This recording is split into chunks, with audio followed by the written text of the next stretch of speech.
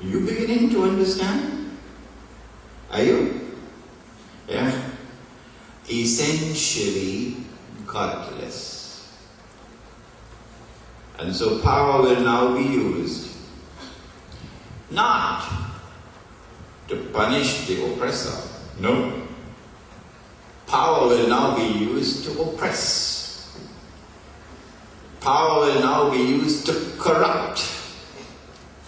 Power will now be used pitilessly to take from the poor the little that they have. And the prophets spoke of it in the Bible. The prophets spoke in the Bible of the time which will come when the little that the poor have will be taken from them. Take a look at Haiti. Take a look at the prisons of Iraq. Everyone else could write on Iraq. And they'd publish in the Guardian and the Express and the Newsday and so on.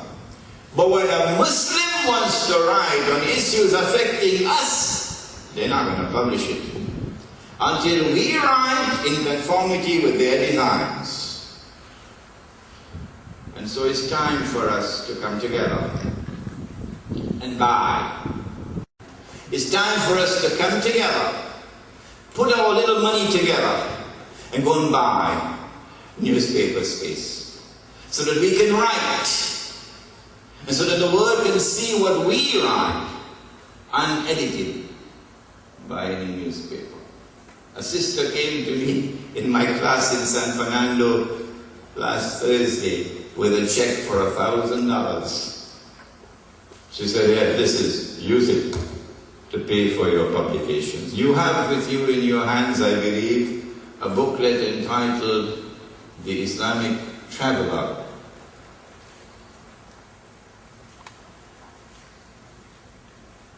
That can be serialized in the newspaper. It's a thrilling reading, but we can't put it in the newspaper. So we have to print it, we have to publish it. I still have to pay the print fee for that. So you're not going to get it free. You're going to have to pay $15 before you leave, inshallah, so we can pay the print fee. The time has come for us to be able to get our own newspaper space so we can write. Because power, when it rests on foundations which are essentially godless and corrupt, will be used to oppress, not to punish the oppressor. But the Prophet said, Allah's blessings be upon him, that when Gog and Magog are released, the major target would be the Arabs. He said, Wailul lil Arab, woe unto the Arabs. Min sharrin qad iqtaraba, because of a great evil which will now come upon them. He was asleep at the home of his wife, Zainab. And in his sleep he saw something, like you see sometimes when you're asleep. And when he woke up, his face was flushed red. It must have been very, very, very terrible. And then he uttered these words, woe unto the Arabs, because of a great evil which will now come upon them. And then he raised his hands and he made a hole. This is only a symbol. This is not the size of the hole, it's a symbol. He said, today, a hole has been made in that barrier built by Zulkarnain. And so the release of Gog and Magog took place, or rather commenced, that's the proper word, commenced in the lifetime of Prophet Muhammad alayhi salatu wasalam. And when they are released, it is the Arab who will bear the brunt of the attack. And this is why we have seen the humiliation inflicted upon us after they attacked the Twin Towers in New York on September the 11th and then put the blame on us. And then they behead an American. Some men with masks. So you don't know who they are. And they behead an American. And now the blame, of course, is on us.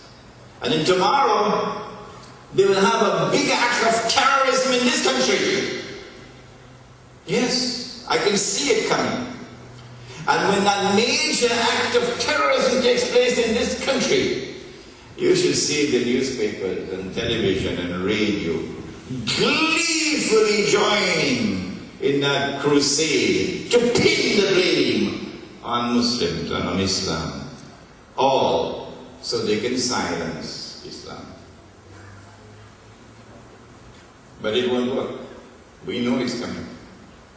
When Gog and Magog are released, then power will be used to oppress. But power will also be used, remember, those who have faith and whose conduct is righteous. Zulkarnain rewarded them, treated them nicely. But when Gog and Magog are released, they will use their power to wage war. To wage war on the religious way of life. Ask the Roman Catholic Church. They know. The war on the Roman Catholic Church has been going on for years now. Wage war on the religious way of life. But in particular, to wage war on Islam and on Muslims. Whoever wishes to live a life of piety, of righteousness, of truthfulness, would find that you are now attacked, you are targeted by the godless world. And when power rests on foundations which are essentially godless, that world order will not show respect for people who live the primitive way of life. No. They will be hunted down like cockroaches and exterminated like cockroaches by a people who wield power which cannot be destroyed by anybody, and who will then put on their nice clothes Sunday morning and go to church.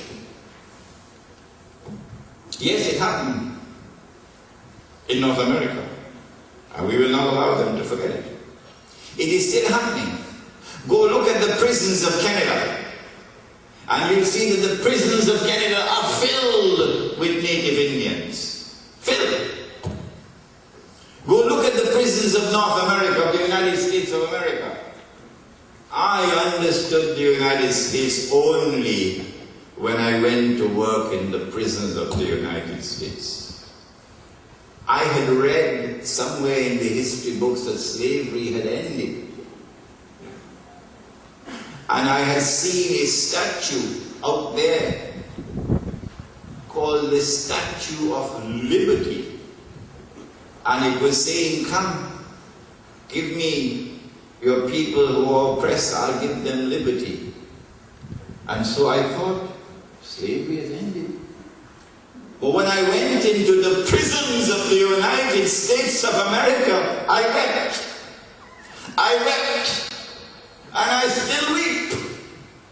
Because I saw that the prison guards were all white, with a sprinkling of blacks now and then. And I saw that the inmates were mostly black. And not just black, young black men. And I asked myself, did slavery really end? And so those who are the most vulnerable in society, the weakest of all in society, that world order would be pitiless, merciless in its oppression of such people.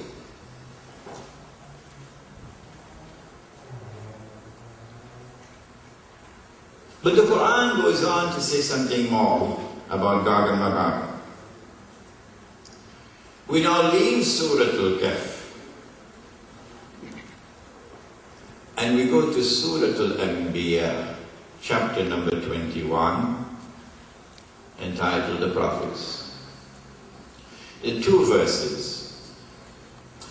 And I was by accident directed to these two verses in New York 10 years ago. And as I was reading, it was as though I was struck with a light. I can't explain it. Like a revelation. I can't explain it. An insight.